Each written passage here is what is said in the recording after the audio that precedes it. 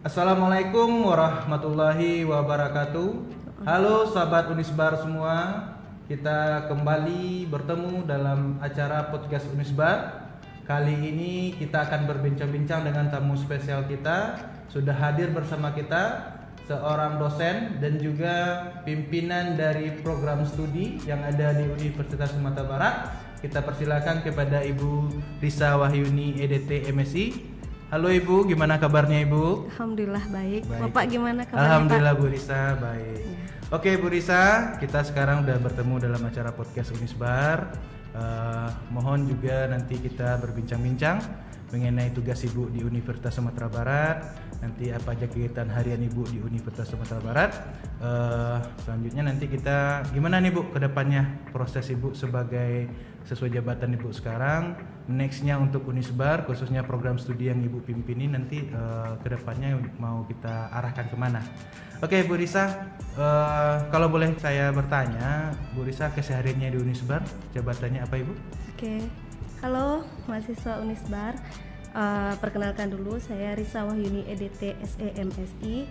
Saya merupakan seorang yang diamanahkan oleh Universitas Sumatera Barat sebagai Ketua Program Studi Akuntansi di Fakultas Ekonomi. Fakultas Ekonomi itu hanya 2 program studi, yaitu Manajemen dan juga Akuntansi, Pak. Berarti Ibu Ketua Prodinya Ya, saya S1 ya Bu ya? S1 Akuntansi. Okay. S1 Akuntansi. Kalau boleh kami tahu, Ibu sejarah dari program studi S1 Akuntansi ini, karena sekarang saya pernah membaca berita bahwasanya Universitas Sumatera Barat ini merupakan sekolah tinggi ilmu ekonomi dulu ya Bu ya? Ya. Itu bisa Ibu ceritakan? Oke, sebelum kita membahas tentang bagaimana sejarah program studi akuntansi, saya akan membahas dulu sejarah Universitas Sumatera Barat terlebih dahulu. Nah, Universitas Sumatera Barat merupakan satu-satunya universitas yang ada di Kota Pariaman dan juga di Kabupaten Padang Pariaman. Universitas Sumatera Barat ini merupakan penggabungan 3 sekolah tinggi, yang mana sekolah tinggi yang pertama yaitu Sekolah Tinggi Ilmu Ekonomi Sumatera Barat yang sudah berdiri semenjak 1985. Yang kedua yaitu Sekolah Tinggi Ilmu Kesehatan Nantongga, dan yang ketiga yaitu Sekolah Tinggi Ilmu Kesehatan Sumatera Barat. Jadi dari 3 perguruan tinggi ya Bu? Iya, dari 3 perguruan tinggi kita gabung menjadi satu, sehingga melahirkan 10 program studi. 10 program studi. Ibunya khususnya di S1 Akuntansi. Salah satunya di akuntansi. S1 Akuntansi tentunya untuk universitas kita nggak lepas dari yang namanya akreditasi ya Bu. Iya. Nah kalau untuk S1 Akuntansi sendiri akreditasi itu sekarang kan apakah kita masih pakai istilah B? Karena saya dengar dari Ban PT juga istilahnya juga cukup berbeda sekarang Bu. Iya. Ada yang B, ada yang baik sekali. Nah, Iya. kalau untuk akuntansi sendiri program studinya terakreditasi apa Ibu? Kita program studi akuntansi terakreditasi baik sekali. Nah, baik sekali ya, iya Bu? baik sekali dengan nomor SK 3709 /SK Ban PT Akuntansi PNBS /6 2022. Oke, 2022. Ya. Berarti baru ya Bu ya sekarang? Ya, itu reakreditasi. Reakreditasi. Oke. Ya. Berarti nanti kalau bagi calon mahasiswa kita nggak perlu ragu lagi ya Bu Ya, nggak perlu ragu lagi karena akreditasi kita sudah baik sekali. Oke. Kalau untuk akreditasi tidak masalah, kampus kita juga sudah universitas. Iya. Nah, permasalahan yang sering kami dengar di lapangan Ibu, akuntansi itu sulit Ibu. Nah, iya. Nah, itu Bu. Karena kadang ada mahasiswa kita, mahasiswa baru, itu ada beberapa yang kami wawancarai Ibu. Awalnya itu dia ragu. Jurusan saya di SMA-nya IPA. Terus ada juga yang jurusannya IPS. Apakah gimana Ibu? Yang masuk ke program studi akuntansi ini boleh keduanya atau bagaimana? Nah, untuk masuk program studi akuntansi, saudara boleh dari disiplin ilmu mana saja, boleh IPA, boleh IPS. Saya termasuk orang yang juga dulu dibenci oleh siswa-siswa IPS karena saya lulusan SMA tapi saya kuliahnya di akuntansi, Pak. Oh, dari Ibu dulu lulusannya Iya, di SMA saya IPA. Iya, IPA. IPA. Bahkan cita-cita saya dulu jadi dokter. Beralih menjadi seorang dosen akuntansi. Jadi gitu. seorang dosen akuntansi. Jadi bagi mahasiswa baru yang mau masuk ke S1 akuntansi nggak perlu lagi ragu ya Bu ya? Ya, nggak perlu ragu lagi. Ya, karena boleh dari IPA, boleh dari IPS, boleh dari bahasa pun, boleh pokoknya bahasa disiplin ilmu manapun kalau boleh. Kalau dari SMK gimana Ibu? Dari SMK apalagi? SMK boleh dong. Boleh ya? Iya. Oh ya, di SMK kita ada SMK kita juga ada jurusan akuntansi. Ya. Oke. Artinya tidak ada batasan yang harus membedakan yang boleh masuk S1 akuntansi aja itu anak IPS aja, siswa SPS aja, nggak batasan lagi. Tidak ada batasan. Pokoknya yang penting kalau dari segi pembelajaran sendiri, Bu, itu kan dikenal sulit. Sering di pendaftaran itu beberapa calon mahasiswa mendaftar yang awalnya dia jurusannya di SMA, mau SMK itu jurusannya itu akuntansi, malah dia larinya ke jurusan yang lain nih, Bu. Nah, kira-kira apakah di S1 akuntansi khususnya itu apakah materi pembelajarannya itu lanjutan dari SMA atau bagaimana itu? Nah, kalau masalah ketakutan ini sudah sangat sering saya dengar ya. Nah, ketakutan ini kalau saya observasi, ketakutannya itu akuntansi itu orangnya detail. Jadi hitung-hitungannya kalau misalnya satu salah, kalau awalnya saja salah, maka akan salah sampai ke bawahnya. Mungkin itu yang menjadi ketakutan mahasiswa. Oke, artinya satu kuncinya detail, mahasiswa akuntansi itu detail. Satu aja salah? Semuanya salah gitu. Semuanya salah, diurut lagi, Bu. Harus diulang lagi bikin laporan keuangan. Tapi, gitu.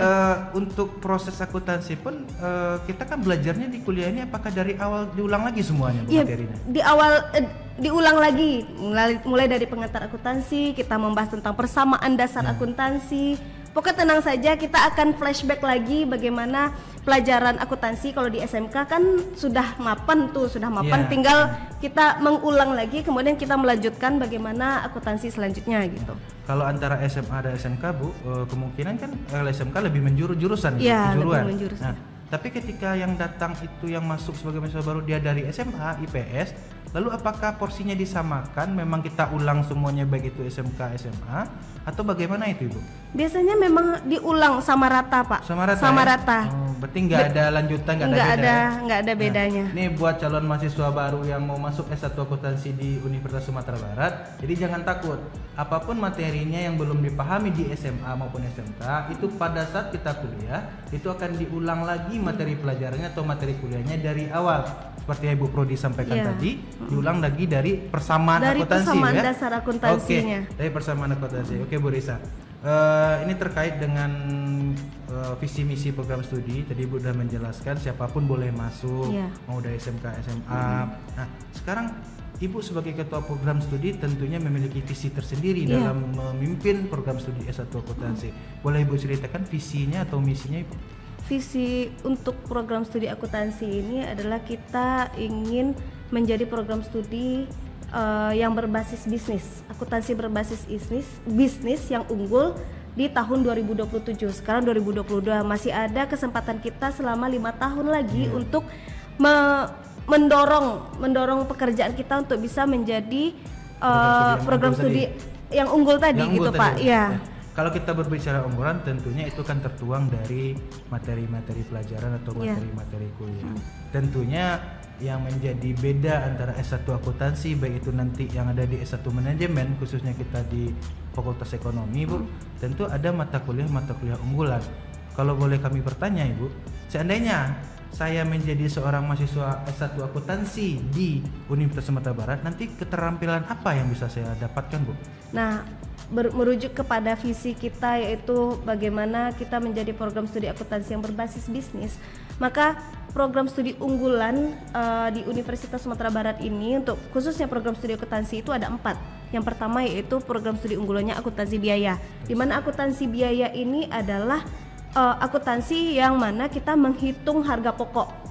Setelah kita menghitung harga pokok, baru kita bisa menghitung berapa keuntungan yang akan kita ambil. Nah, akuntansi biaya ini biasanya ada di perusahaan-perusahaan yang sektor manufaktur, Pak. Berarti nanti output dari lulusan kita bisa bekerja di perusahaan manufaktur.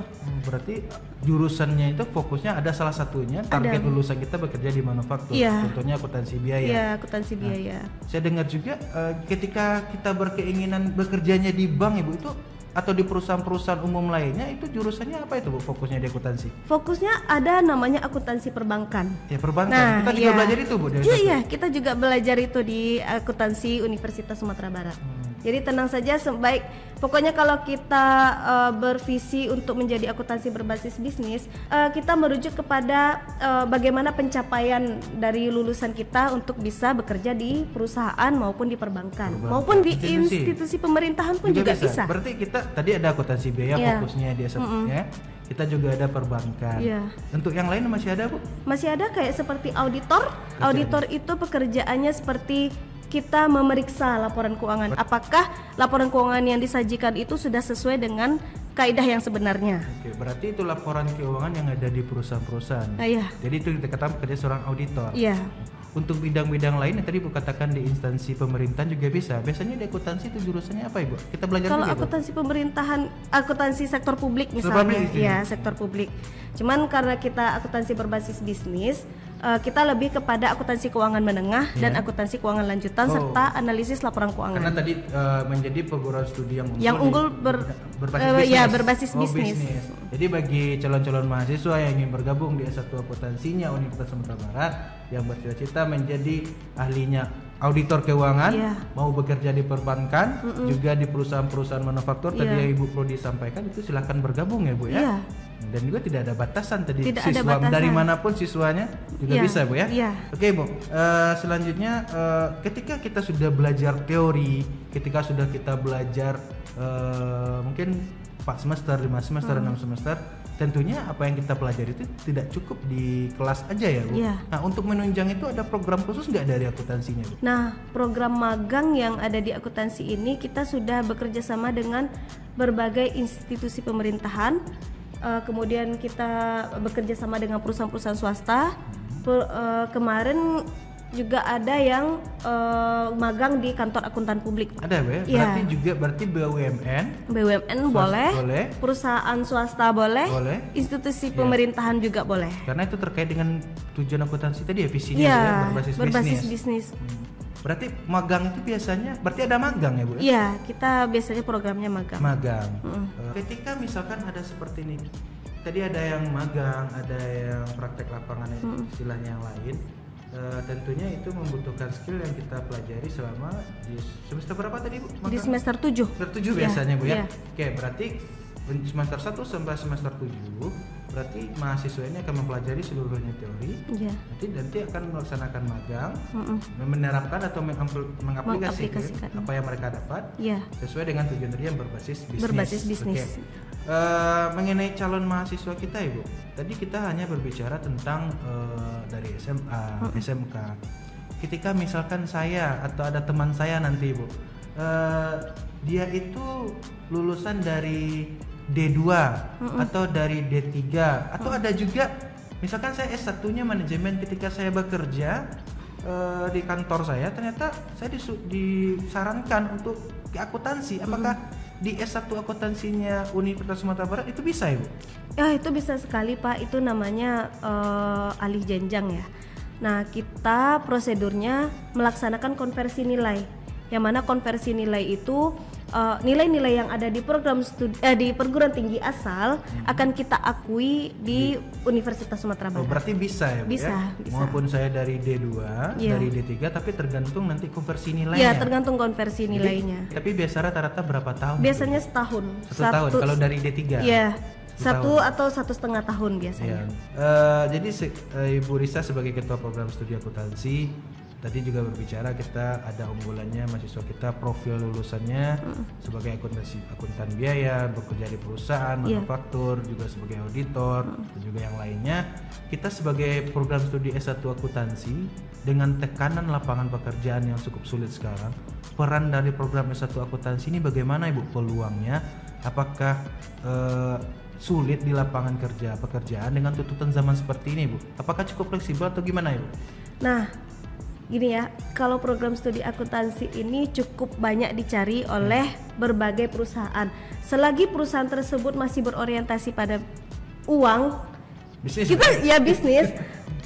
Peran akuntansi itu sangat penting karena seorang akuntan itu mereka bertugas untuk membuat laporan keuangan. Otomatis lulusan akuntansi ini sangat dicari oleh perusahaan. Apapun bisnis yang dijalankan, ujung-ujungnya uang. Ujung-ujungnya uang, dan itu melibatkan seorang akuntan gitu Pak. Melibatkan seorang akuntan. Tentunya buat calon-calon mahasiswa ataupun mahasiswa yang sudah kuliah di S1 akuntansi, tentunya akan dibekali ilmu bagaimana cara menyusun laporan keuangan, standar-standar keuangan yang bertujuan tadi yang menjadi program studi kita yang unggul berbasis bisnis. Ya. Oke, Bu Risa mungkin udah lama memimpin S1 akuntansi ini di Universitas Sumatera Barat. Kira-kira kendala-kendala yang dihadapi baik itu dari segi mahasiswanya, ada nggak Bu keluhan mahasiswa S1 akuntansi ini misalkan wah sulit sekali ketika kami sudah belajar, ada nggak Bu tambahan-tambahan kemampuan mulai dari seperti pembekalan dari penggunaan sistemnya, ada nggak mata kuliah yang mendukung untuk penambahan keterampilan mahasiswa kita ini? Nah kalau untuk sekarang untuk menunjang kemampuan mahasiswa dalam mempelajari akuntansi, mungkin penunjangnya itu seperti modul, Pak. Jadi kita sebagai dosen harus menyiapkan modul di mana modul itu bisa diisi oleh mahasiswa. Jadi mahasiswa sudah terlatih untuk membahas soal-soal tentang akuntansi ini, Pak. Akuntansi. Jadi kalau kita berbicara dengan sekarang zamannya akuntansi itu tidak lepas dari kemajuan zaman itu. Apakah mahasiswa kita nanti akan belajar sebuah software akuntansi kah atau gimana Ibu? Adakah mata kuliahnya Bu? Nah, software akuntansi di akuntansi kita mempelajari sistem informasi akuntansi, Pak. Nah, di sistem informasi akuntansi itu mungkin ada beberapa aplikasi yang dapat diperkenalkan oleh sistem informasi akuntansi dan juga ada pula mata kuliah aplikasi komputer akuntansi. Ada komputer akuntansi. Iya, aplikasi komputer akuntansi. Jurusan akuntansi sendiri pun tidak akan ketinggalan dengan zaman, iya, tidak akan. Apalagi sekarang khususnya untuk pencatatan laporan keuangan kan tidak lagi manual ya. Jadi mahasiswa kita akan diberikan keterampilan untuk menggunakan ada beberapa aplikasi seperti Zahir, Mayop, dan aplikasi lainnya yang mana si mahasiswa ini hanya tinggal inputkan data, kemudian nanti komputernya akan memproses laporan keuangan gitu. Jadi tentunya itu akan dibekali keterampilan selain kita juga dibekali profil menjadi seorang akuntan, seorang tenaga keuangan, ahli keuangan juga tidak ketinggalan dengan keterampilan sistem informasi akuntansinya. Oke Bu Risa, terakhir pertanyaan saya Bu Risa, kira-kira ada pesan bagi calon-calon mahasiswa kita yang akan bergabung, khususnya nanti Bu yang akan bergabung di Universitas Sumatera Barat, buat adik-adik kelas 3 sekarang yang ingin bergabung di S1 akuntansi, mungkin ada yang ingin Bu sampaikan? Akuntansi itu baik itu di perguruan tinggi swasta maupun perguruan tinggi negeri pasti ditawarkan mata kuliah akuntansi. Nah itu segitu berkembangnya program studi akuntansi ini. Nah akuntansi itu sendiri kita dilatih untuk terbiasa rapi, teratur dan disiplin karena konsep akuntansi itu kita tidak boleh salah. Jadi ketika kita dilatih untuk tidak boleh salah, otomatis nanti outputnya kita akan menjadi seorang yang rapi, tulen, teratur, cerdas, berpikir kritis dan berpikir kreatif. Banyak sekali Bu ya. Tidak hanya kuliah Bu ya. Karena materi yang kita pelajari juga menuntun kita profil diri kita jadi lebih baik lagi. Karena seorang akuntan itu pasti mereka kalau dipandang oleh orang luar, lulusan akuntan gitu, pasti cerdas, pasti pintar karena akuntansi ini mereka tidak mau salah gitu. Kalau salah satu mereka harus ngulang lagi dari awal gitu Pak.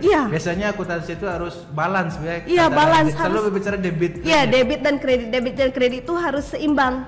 Tidak boleh salah satupun gitu. Walaupun 1-0 salah, semuanya salah.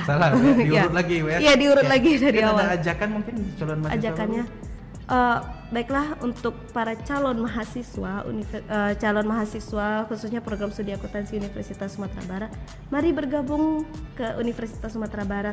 Kami sebagai program studi akan menunjang selalu kemajuan zaman, jadi kita tidak ketinggalan lagi bagaimana menjalankan program studi akuntansi ini, dan lulusan kita itu sangat dicari oleh berbagai institusi. Lapangan pekerjaan. Nah, jangan khawatir akuntansi itu sulit. Tidak sulit asalkan kita punya kemauan untuk belajar. Nah, itu kita kembali lagi kepada kepada diri sendiri lagi. Apakah niat kita belajar itu tinggi, maka hasilnya juga akan bagus gitu, Pak. Oke Bu Risa, banyak yang kita bahas dari awal Ya. sampai terakhir ini.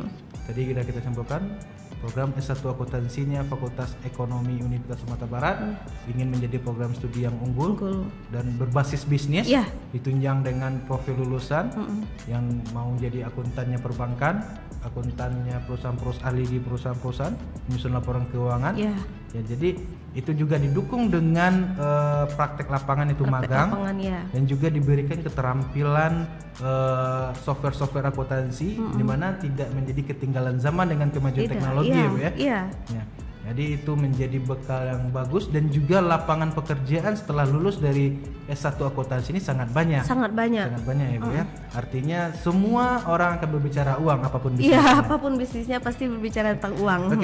Oke Bu Risa, terima kasih atas kesempatan Ibu hadir di podcast kita. Mudah-mudahan apa yang kita sampaikan dapat menambah referensi bagi penonton kita atau calon-calon mahasiswa kita, termasuk juga mahasiswa yang sudah berkuliah di S1 akuntansi ini, Bu.